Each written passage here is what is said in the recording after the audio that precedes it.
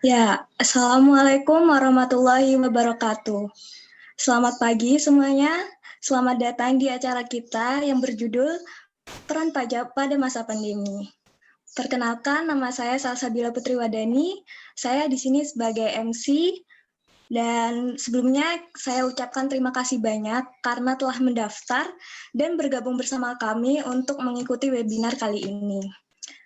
Kita tahu ya sekarang masih hari Senin dan masih bisa dibilang pagi ya, tapi teman-teman udah semangat untuk mengikuti webinar kali ini, maka kami mengucapkan terima kasih banyak. Nah, sebelum kita melanjutkan untuk webinar kali ini, kita akan menyanyikan terlebih dahulu Indonesia Raya. Untuk operator dipersilakan.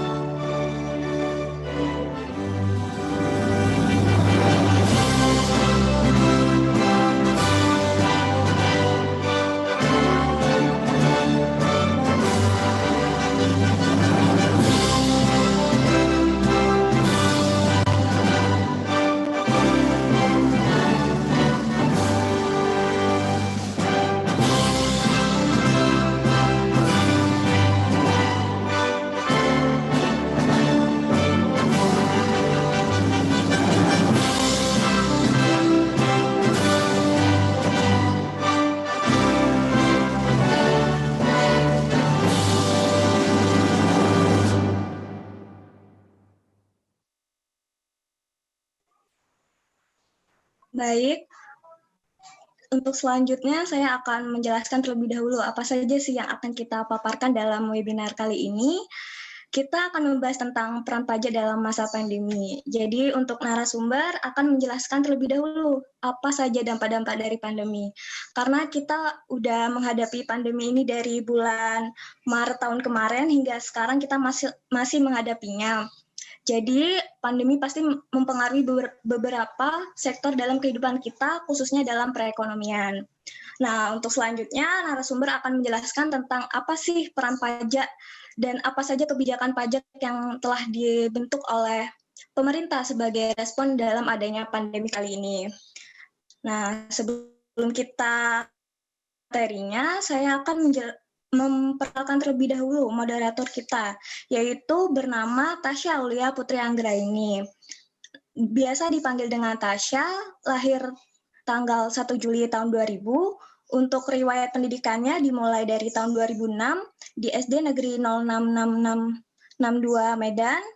Pada tahun 2012 bersekolah di SMP Amir Hamzah, lalu dilanjutkan pada tahun 2015 di SMA Amir Hamzah, dan yang terakhir yaitu pada tahun 2018 berkuliah di PKN STAN, Program Studi D3 Pajak.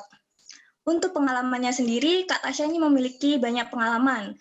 Dari tahun 2013 menjadi Ketua OSIS SMP Amir Hamzah, pada tahun 2017 menjadi juara 1 Olimpiade Sosiologi Sekota Medan, pada tahun yang sama juga menjadi finalis Duta Genre Sumatera Utara, pada tahun 2018 menjadi anggota KMP Bidang Sosial dan Kemasyarakatan, dan masih banyak lagi kepanitiaan yang diikuti oleh Kak Tasya ini baik di SMA maupun di kuliah.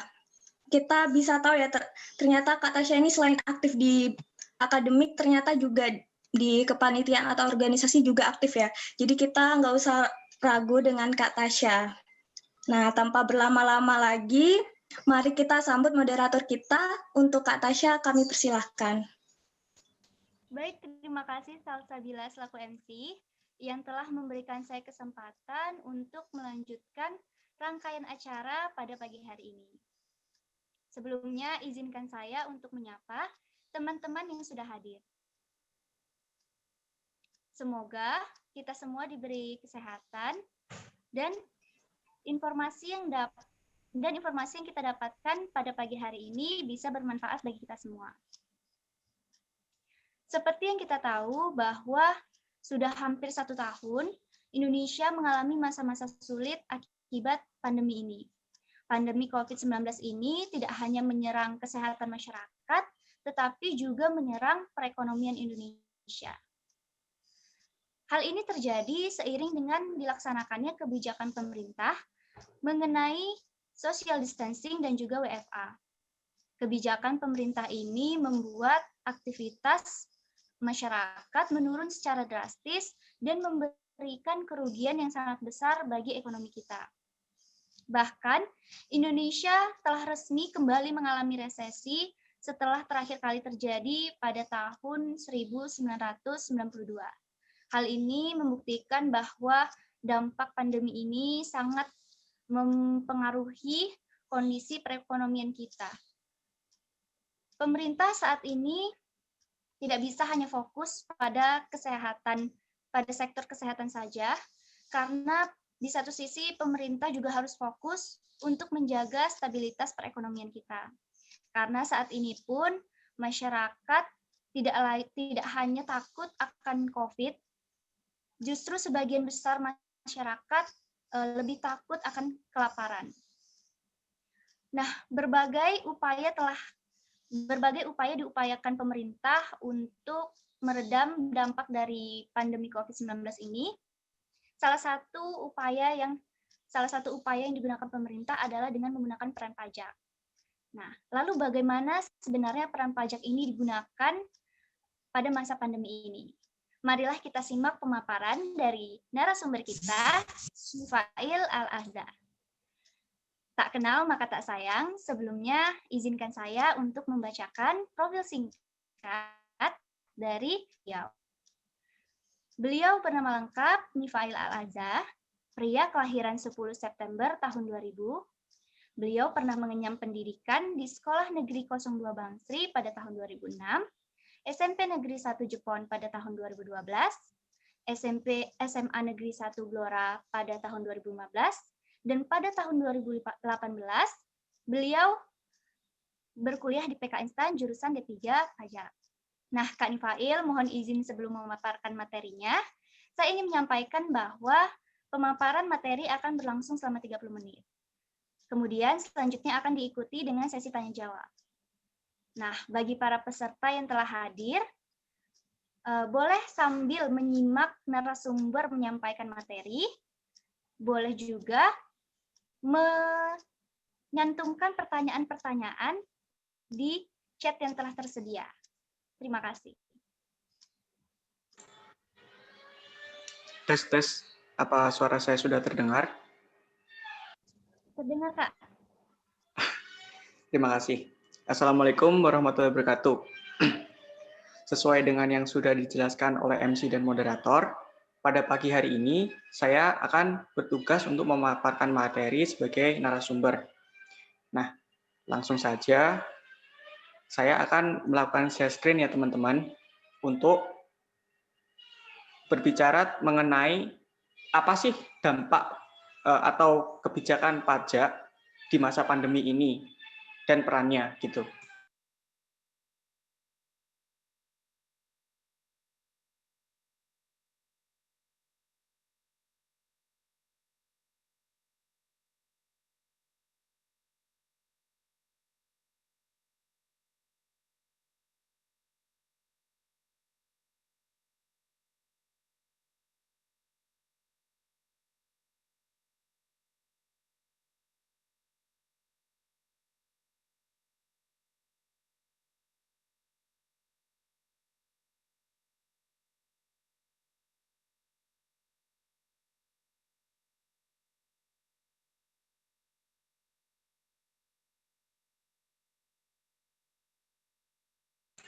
Oh ya teman-teman, mohon maaf ya teman-teman, ini kayaknya laptop saya agak nge-lag kalau misalnya sambil on cam ya. Untuk itu saya mohon izin untuk off cam. Oke. Ini udah agak mendingan ya.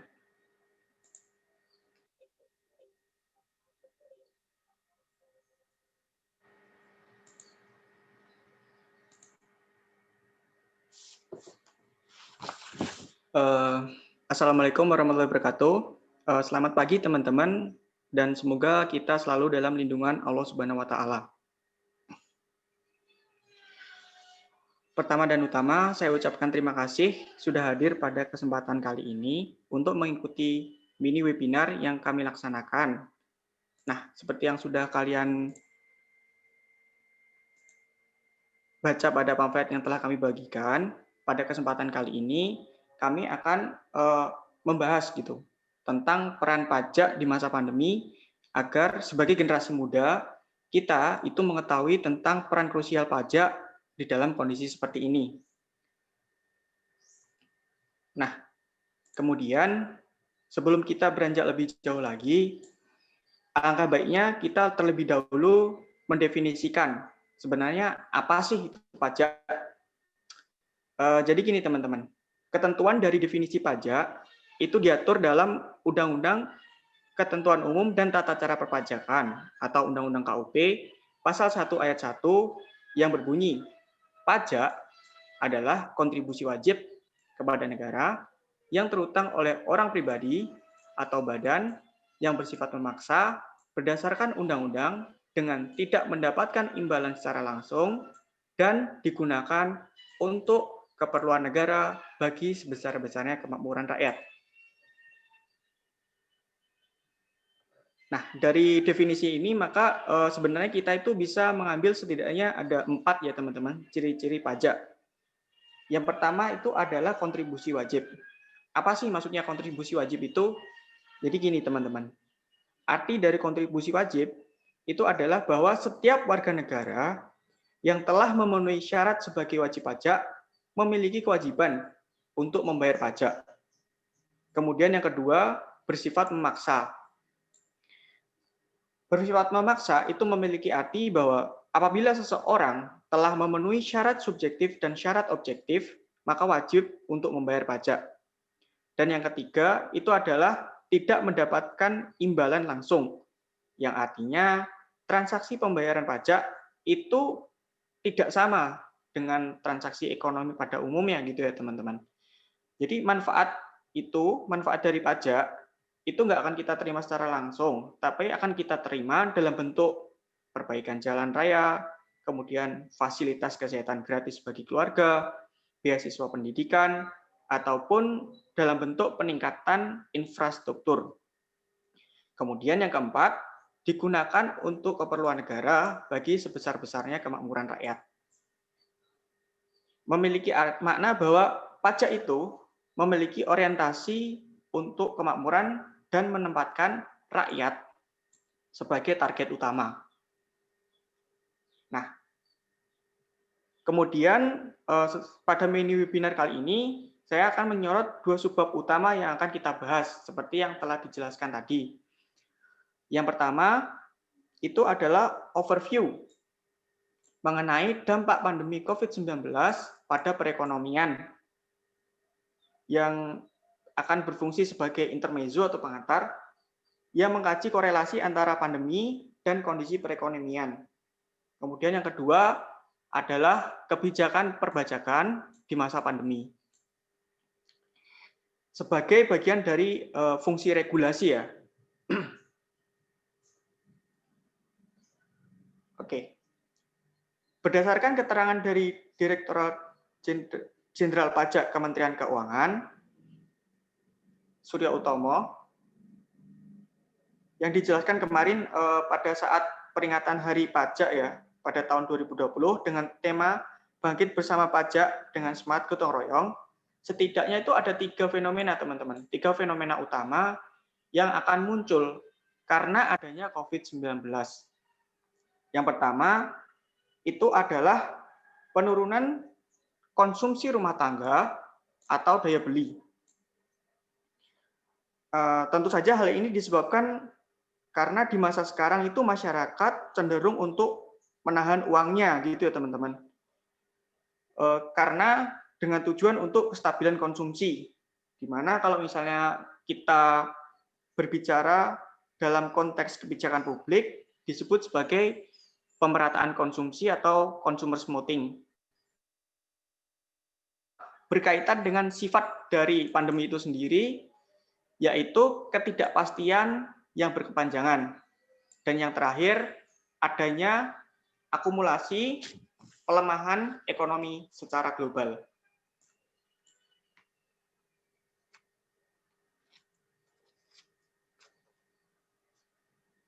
Selanjutnya, kita akan membahas mengenai fenomena yang pertama, yaitu penurunan konsumsi rumah tangga.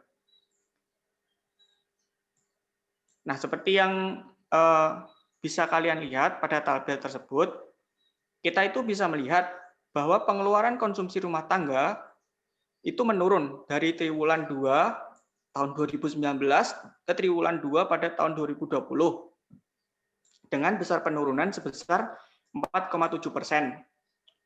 Nah, dengan hal ini juga ada catatan di mana provinsi yang mengalami penurunan pengeluaran konsumsi rumah tangga itu paling tajam adalah Papua dari 16,2 triliun menjadi 14,6 triliun.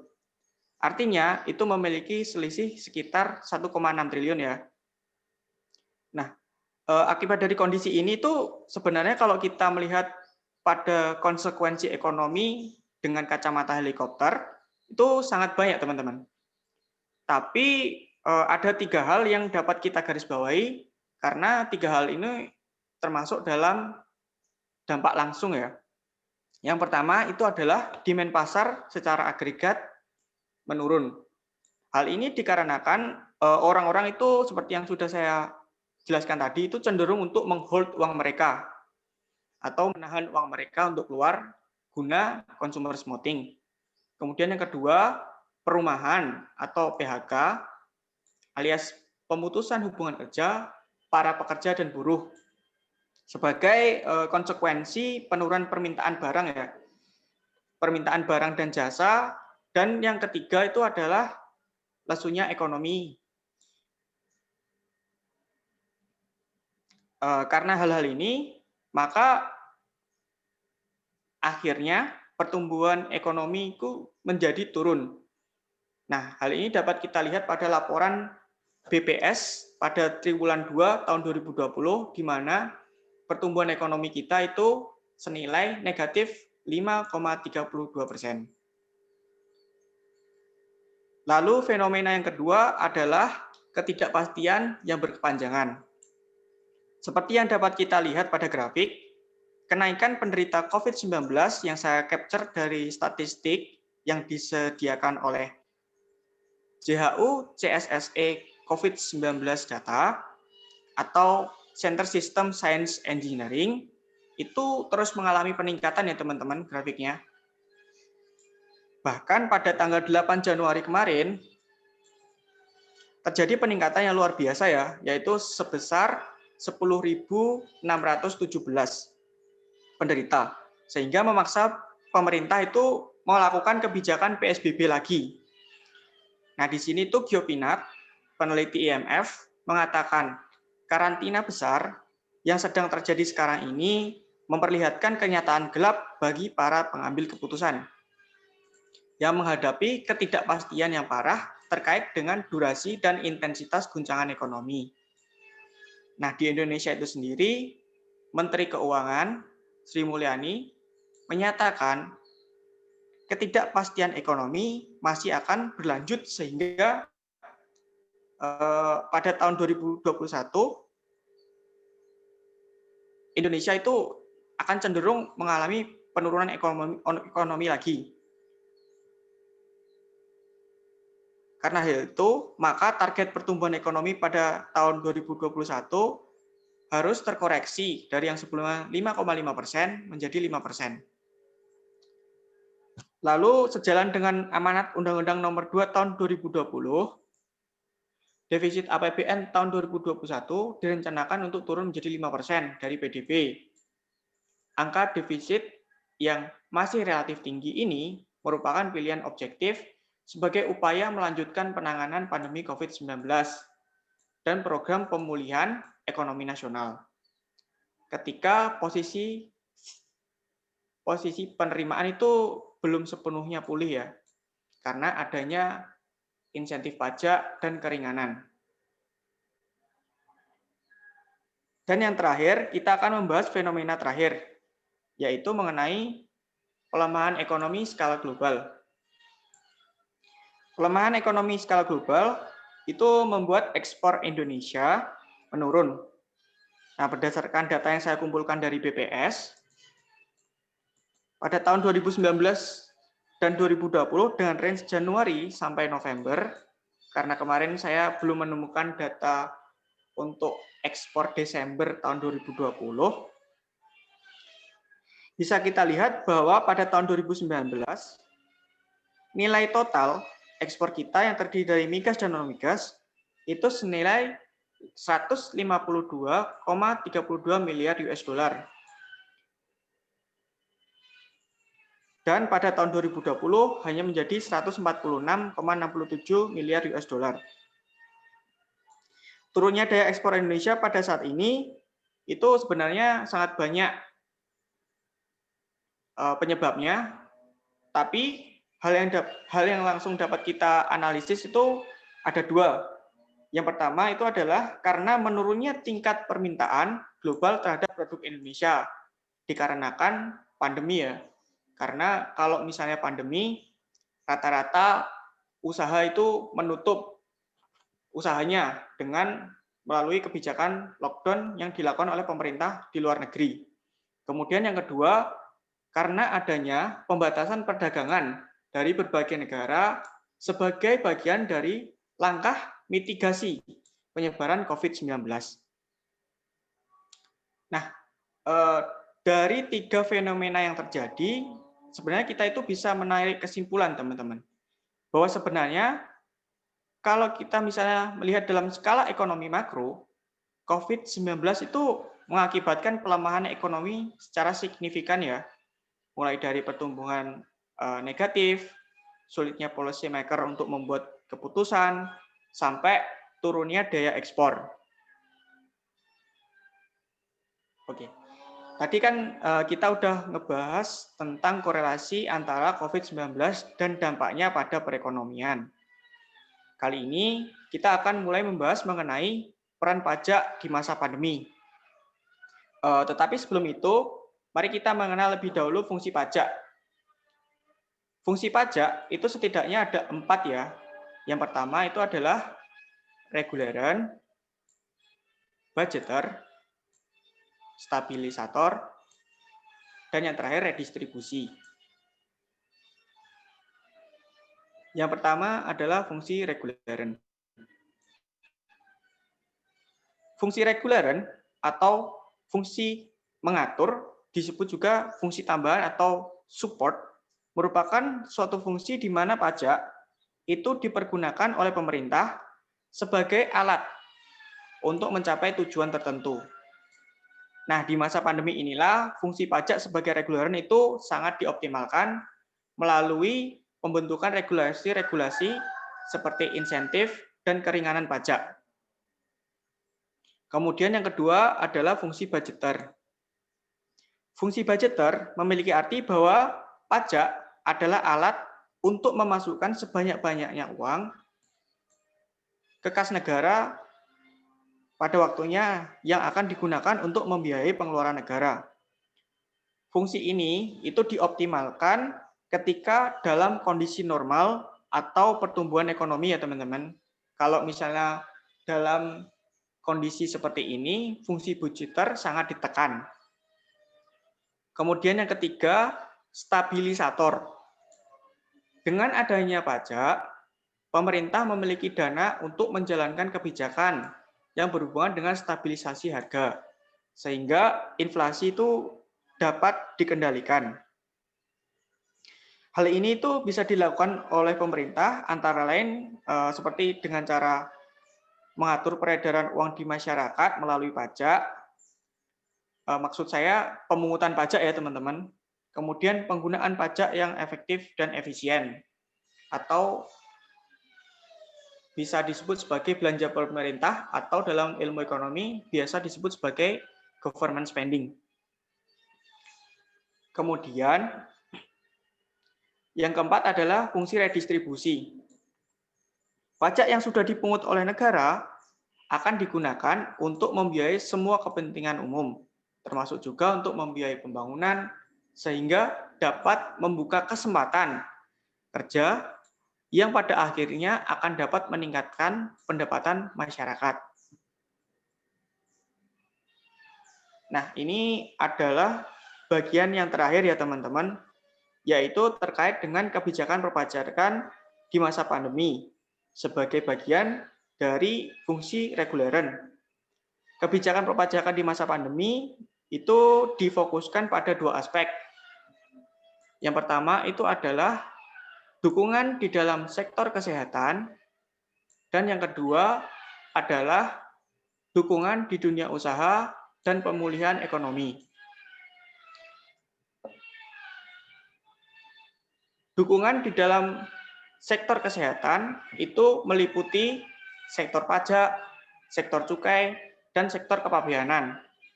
Kemudian dukungan di dunia usaha dan pemulihan ekonomi itu ada Perpu nomor 1 tahun 2020, PMK 23 tahun 2020, kemudian kebijakan di sektor kepabeanan dan cukai.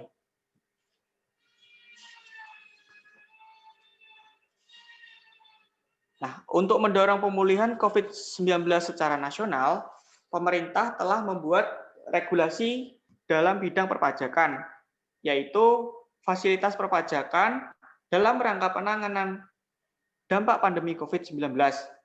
Di dalam sektor pajak, kita mengenal PMK 28 tahun 2020, yang kemudian direvisi menjadi PMK 110 tahun 2020. Nah, PMK ini itu berisi tentang pemberian fasilitas pajak terhadap barang dan jasa yang diperlukan dalam rangka penanganan pandemi coronavirus disease 19.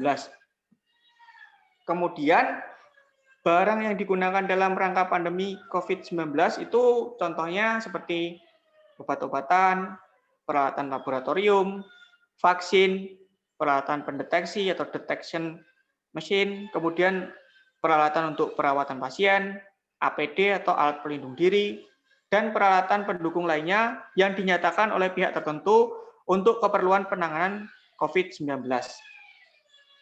Nah, untuk sektor cukai, itu ada dua kelonggaran ya teman-teman, yaitu SE nomor 4 tahun 2020 tentang pembebasan cukai etil alkohol bagi tujuan sosial dan produksi hand sanitizer, antiseptik, dan lain-lain. Kemudian yang kedua ada PMK nomor 66 tahun 2018 tentang kegiatan produksi sigaret kretek tangan yang dapat dilakukan di bangunan atau tempat lain dalam rangka physical distancing.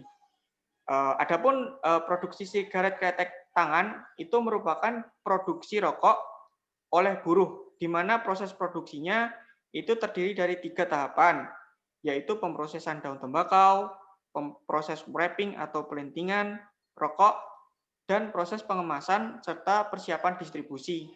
Atau kalau misalnya kita boleh menyingkatnya, itu adalah sebuah sistem produksi yang tidak menggunakan mesin.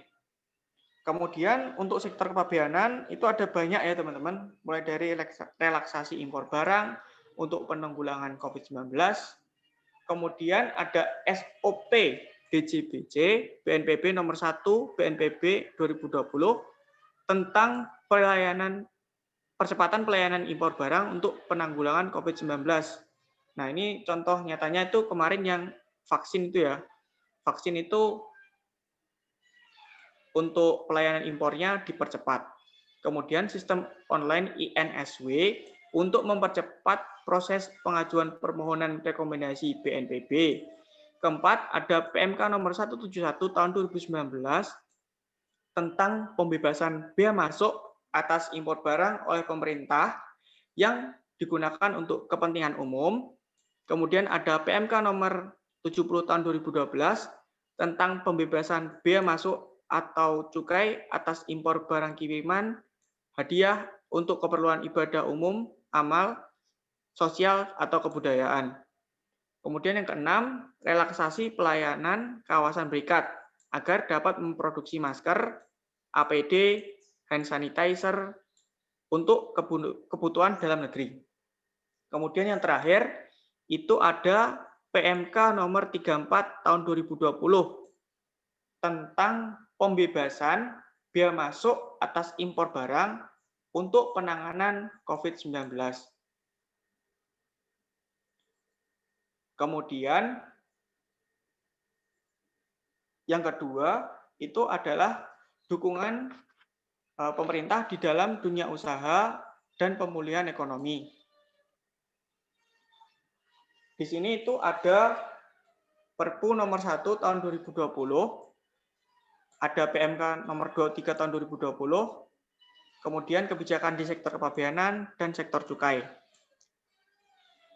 Kebijakan keuangan negara dan stabilitas sistem keuangan untuk pandemi COVID-19 itu diatur di dalam Perpu nomor 1 tahun 2020. Kemudian PMK nomor 23 tahun 2020 itu berisi tentang insentif pajak untuk wajib pajak terdampak wabah virus corona, bahwa selama 6 bulan itu PPh pasal 21 ditanggung pemerintah untuk pekerja dengan penghasilan bruto tidak lebih dari 200 juta. Kemudian yang kedua, pembebasan PPh pasal 22 impor. Yang ketiga, pengurangan angsuran PPh pasal 25 sebesar 30%. Kemudian yang keempat, ada restitusi PPN yang dipercepat untuk eksportir dengan catatan tanpa batasan, serta non-eksportir dengan nilai restitusi paling banyak 5 miliar.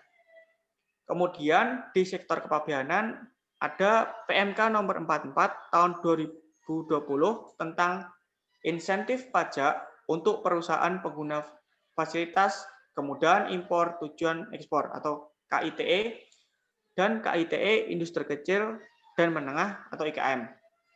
Serta ada SE DJBC nomor 7 tahun 2020 tentang relaksasi penyerahan surat keterangan asal atau SKA melalui surat elektronik atau email untuk membantu kelancaran proses importasi. Dan yang terakhir, di sektor cukai ada PMK nomor 30 tahun 2020 tentang perpanjangan masa pembayaran pita cukai rokok. Sekian presentasi yang dapat saya sampaikan. Kurang lebihnya saya mohon maaf seperti yang dibicarakan yang diucapkan oleh Ibu Sri Mulyani. Jangan pernah menyerah dan putus asa untuk selalu mencintai negeri kita ini.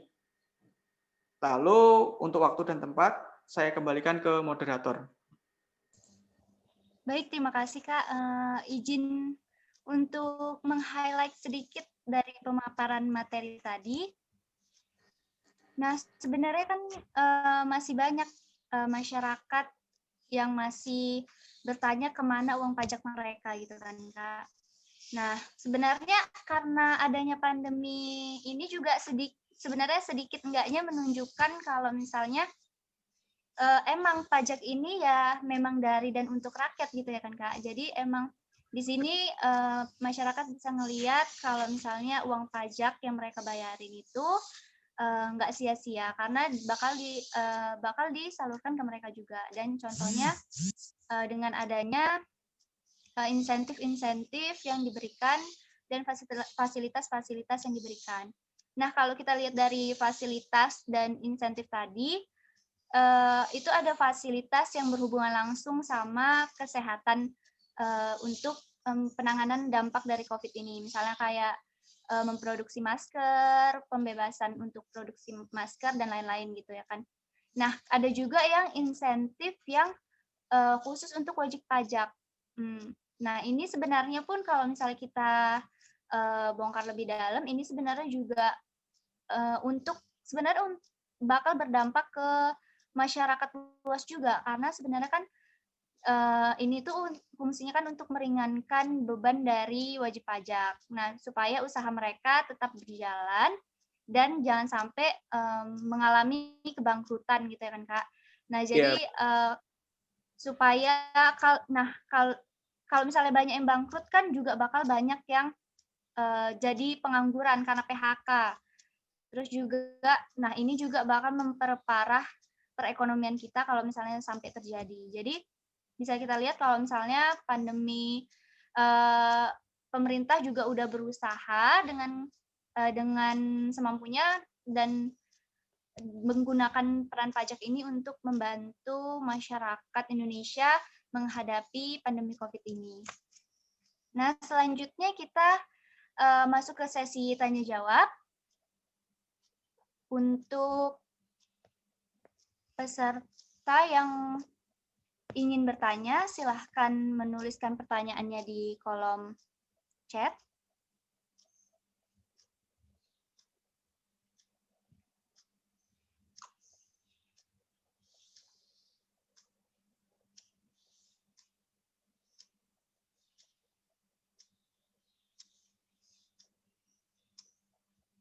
Nah, ini udah ada beberapa pertanyaan, Kak, dari peserta kita.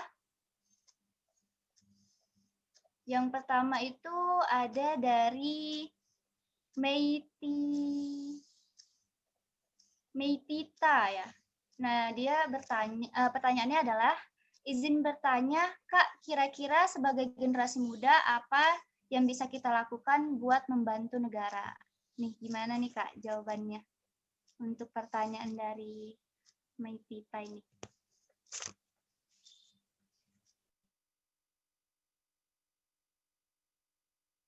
Oke, terima kasih. Mohon maaf tadi agak sedikit nge-lag ya, teman-teman. Jadi Meitita tadi bertanya, kan sebagai generasi muda itu sebenarnya apa sih yang bisa kita lakuin untuk membantu negara ya? Kalau menurut saya sebagai seorang generasi muda, sebenarnya banyak sih yang dapat kita lakukan untuk membantu negara. Tetapi kalau misalnya kita bicara tentang konteks pajak ya, itu menurutku dengan mengetahui apa itu pajak saja itu udah cukup ya kalau misalnya bagi generasi muda yang dengan catatan belum memiliki kewajiban sebagai wajib pajak. Tapi untuk generasi muda yang sudah punya kewajiban untuk membayar pajak ya bayarlah pajak tepat waktu gitu. Menurutku gitu aja sih. Semoga menjawab. Oke, itu dia jawaban dari Kak Infail. Dan yang pastinya menjaga kesehatan ya Kak, menggunakan masker selagi keluar ya kan, untuk supaya jangan sampai sakit mengganggu. Nah, selanjutnya ini ada pertanyaan dari Hilal. Pertanyaan Hilal adalah, kan seperti yang udah dijelasin tadi, perekonomian Indonesia itu di tahun 2020 kurang bagus ya Kak. Nah, kalau 2021 itu gimana Kak? Gimana tuh Kak? Kalau jawaban rigidnya sebenarnya saya kurang tahu ya, Dek Hilal. Tapi karena gini, kalau misalnya kita itu berbicara tentang ekonomi ya, teman-teman, maka satu hal yang pasti itu adalah ketidakpastian. Nah, maksudnya itu gimana sih? Jadi gini, karena variabel perekonomian itu sangat banyak sekali, maka sebuah kemungkinan yang nggak mungkin itu sangat punya potensi untuk kejadian. Meskipun tadi Bu Sri Mulyani bilang bahwa tahun depan itu kita mengalami pertumbuhan yang kurang baik, bisa saja tahun depan ternyata perekonomian kita itu justru kayak membaik gitu, meskipun ada pandemi. Mungkin karena ada faktor di mana masyarakatnya itu sudah terbiasa atau beradaptasi gitu. Jadi kalau menurut saya tahun 2021 itu kalau di dalam angan-angan saya itu masih abu-abu ya. Saya belum bisa memberikan pernyataan yang rigid kayak gitu. Oke, semoga jawaban dari narasumber kita menjawab pertanyaan dari Hilal ini ya. Nah, ini pertanyaan terakhir ada dari Jessica. Jessica nanya, Assalamualaikum, izin bertanya Kak, fungsi reguler selain insentif ada lagi Kak? Fungsi reguler ya. Gini, memang sih kalau misalnya kita itu melihat pada kondisi saat ini ya, fungsi reguler yang paling mudah untuk diidentifikasi pada saat pandemi seperti ini itu ya emang kayak cuman insentif ya. Tapi kalau misalnya kita itu melihat pada definisi yang telah saya jelaskan tadi, bahwa inti dari fungsi reguler adalah menciptakan tujuan, maka contoh lain dari pajak sebagai fungsi reguler adalah seperti pemberlakuan ketentuan PPh final dengan tujuan memudahkan perhitungan. Lalu ada seperti PP 23 tahun 2018 tentang UMKM untuk mengurangi beban pajak UMKM dengan peredaran tertentu. Kayak gitu teman-teman. Mungkin itu saja yang dapat saya sampaikan terkait dengan fungsi reguler lainnya ini ya. Oke, rupanya ada satu pertanyaan lagi muncul Kak. Ini dari Febria Erliana. Pertanyaannya adalah, bagaimana jika masyarakat tidak memanfaatkan fasilitas tersebut dengan maksimal? Apa yang dilakukan pemerintah untuk mengatasinya? Terima kasih Febria. Jadi Febria bertanya tadi tentang terkait dengan pemanfaatan fasilitas ya. Kalau pemanfaatan fasilitas, gimana sih kalau misalnya pemerintah itu nggak memanfaatkan fasilitas dengan, masyarakat tidak memanfaatkan fasilitas dengan maksimal dan apa yang dilakukan pemerintah. Nah, di dalam Direktorat Jenderal Pajak itu ada yang namanya penyuluhan yang dilakukan oleh DJP. Jadi kalau misalnya ada fasilitas baru yang diberikan oleh pemerintah, maka publikasinya itu akan dilakukan segencar-gencarnya, baik melalui media elektronik maupun melalui penyuluhan secara langsung.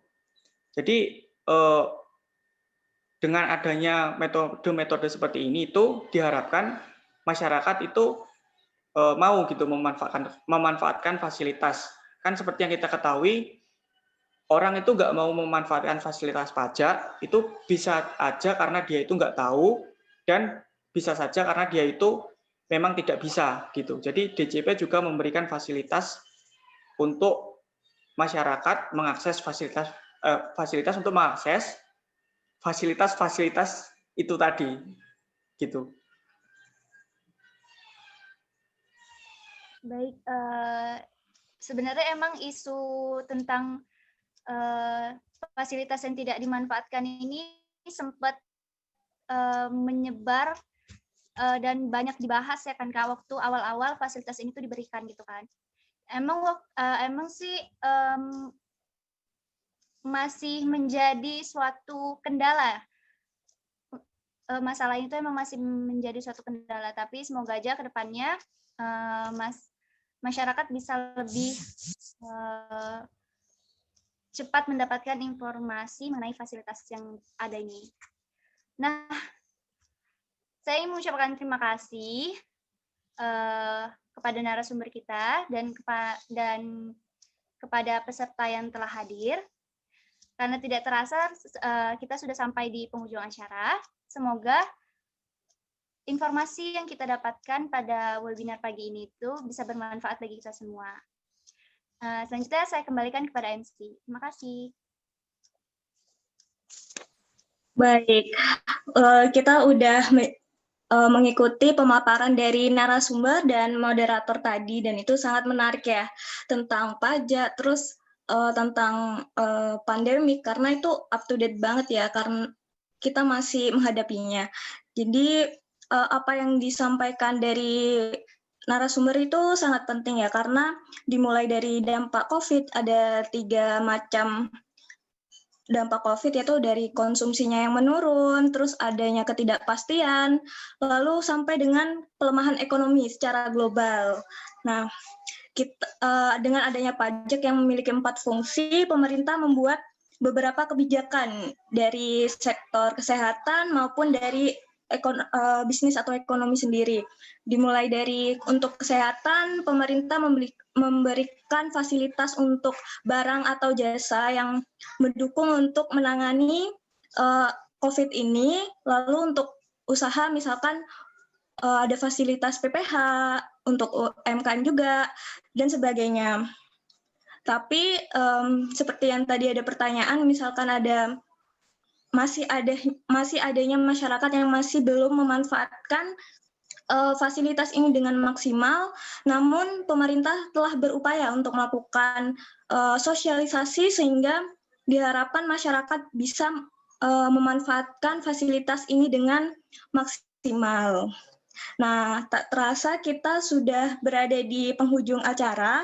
Untuk keperluan evaluasi dan penilaian, kami akan membagikan link form evaluasi di room chat. Silahkan untuk diisi untuk mendapatkan sertifikat yang akan kami kirim ke email peserta masing-masing. Untuk batasnya sampai pukul 3 sore, karena kalau tidak mengisi nanti tidak mendapatkan sertifikat. Nah, mungkin sekian dari kami. Mohon maaf apabila ada salah. Semoga ilmu yang didapatkan bermanfaat bagi kita semua. Wassalamualaikum warahmatullahi wabarakatuh.